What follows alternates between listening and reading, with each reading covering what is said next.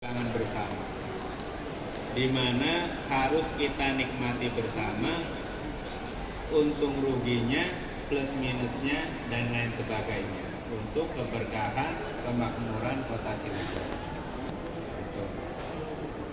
Ya, saya merupakan kebanggaan kita bersama apabila Kiai Haji Wasit ini betul-betul mendapatkan gelar pahlawan nasional.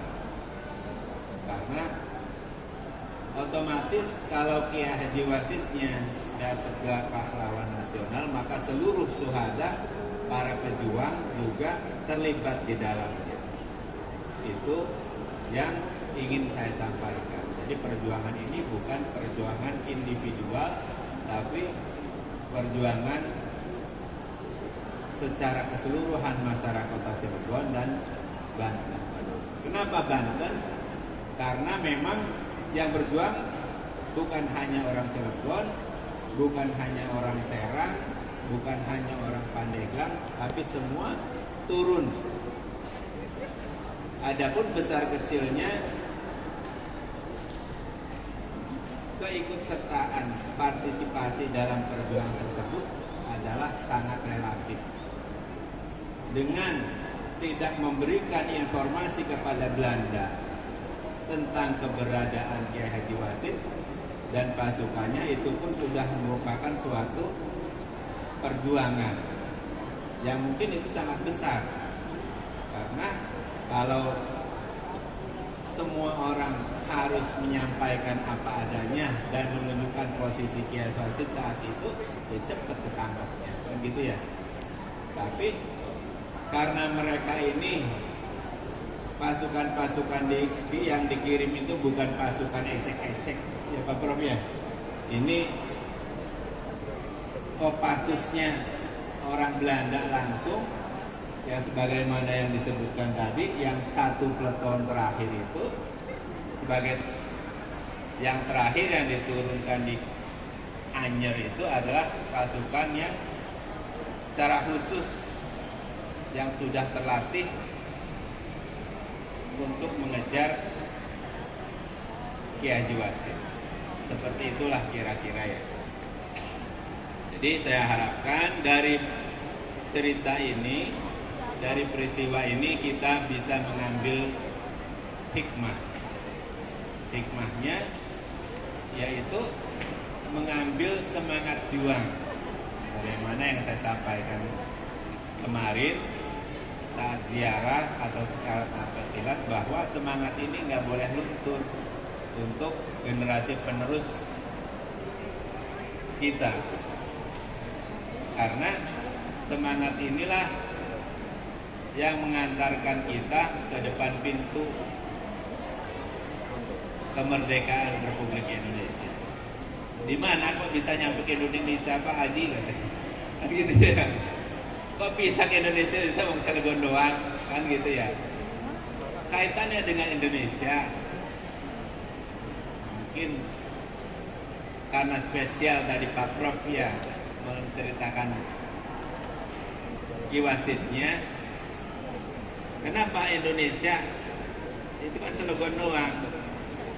Karena sisa-sisa pejuang yang belum meninggal, belum dihabisi oleh Belanda saat itu, ditangkap pasca 30 Juli 1888 itu ditangkap sejumlah 99 orang, itu dibuang ke 99 titik di seluruh Nusantara. Itu latar belakang kenapa saya katakan itu adalah pintu yang mengantarkan Indonesia ini ke depan pintu gerbang kemerdekaan. Dari 99 titik ini, setiap titik membuat pergerakan yang baru. Karena mereka telah menonton, mengawasi, mempelajari langsung perjuangan Kiai Haji Wasit, maka di tempat pembuangan mereka pun mereka melakukan pergerakan-pergerakan yang akhirnya dari 99 titik ini timbullah pemberontakan. Itulah yang mungkin tidak terpikirkan oleh kolonial Belanda. Dari 99 titik, contohnya yang sudah kita ketahui bersama adalah perjuangannya Kiai Haji Arsyad Tauhil di Manado. Bagaimana Kiai Haji Arsyad Tauhil di Manado, orang Cilegon dibuang ke tengah-tengah warga Kristen, mayoritas Kristen, harusnya mereka tidak hidup. Kita aja mayoritasnya digencet habis-habisan kan gitu ya. Orang Islam di Indonesia mayoritas tapi digencet oleh yang 10% katanya begitu ya. Dan ketika itu Kiai Haji Arsyad Tauhil dibuang di tengah-tengah non-Muslim atau umat Kristiani, tapi bahkan bisa menikahi putri dari pastor.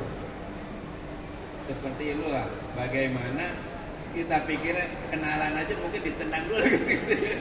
Sebelum kenalan sama anaknya udah ditendang dulu mungkin kalau di sini. Seperti itulah. Tapi bagaimana Kiai Arsyad Tauhil bisa mengambil hati seorang pastor kan gitu.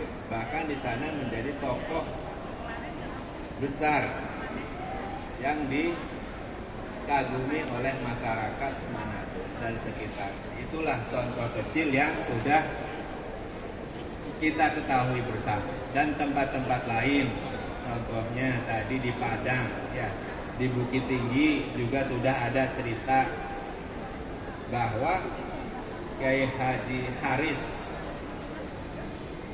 di Bukit Tinggi sangat dihormati oleh masyarakat sana, sehingga dibuat makamnya pun makam yang panjang. Itu adat di sana, katanya kalau makamnya panjang berarti orang itu sangat terhormat. Gitu ya. Ceritanya katanya begitu, tapi yang sudah saya ketahui ya seperti itulah, maka saya berbagi cerita menunjukkan bahwa bagaimana 99 orang ini di tempat pembuangan enggak diem ya. Enggak ngeluh, enggak stres gitu kan. Kalau kita dibuang tengah-tengah hutan, gimana kita bergaul sama orang yang non-muslim, mungkin kita jadi digebukin di sana kan gitu. Pikirannya negatif pasti. Tapi alhamdulillah karena mental orang-orang ini, para pejuang ini mental bukan mental ecek-ecek, bukan mental kaleng-kaleng kalau kata zaman sekarang. Bahkan di tempat pembuangannya mereka justru membuat pergerakan baru yang mengakibatkan pemberontakan yang baru. Itu sebagai inspirasi bagi kita. Orang perjuangan zaman dulu di tempat pembuangan seperti itu. Bagaimana di Cilegonnya sendiri yang nggak dibuang kemana-mana? Apakah semangatnya ada atau semangatnya kaleng-kaleng? Padahal di tempat pembuangan mereka mampu berkonsolidasi, mampu menggerakkan massa untuk melawan kolonial Belanda ya. Tapi bagaimana di Cilegonnya sendiri? Kan gitu. Di Cilegonnya sendiri makanya berapa menit nih? Sebenarnya udah habis Kaji. Cuma lihat Kaji semangat nih kitanya. Iya. Jadi PR bagi kita semua adalah bagaimana menjadikan peristiwa ini agar dapat menginspirasi kita. Bagaimana kita berkumpul di sini membuat suatu gerakan untuk memajukan kota Cilegon. Kan itu ya. Betul. Di Manado Arsyad Tauhil bisa besar. Kok bisa gitu kan ya? Tapi kenapa di Cilegon mungkin baik kan? Jadi itu yang harus kita pikirkan. Dengan mengambil inspirasi dari peristiwa ini, marilah kita bersama-sama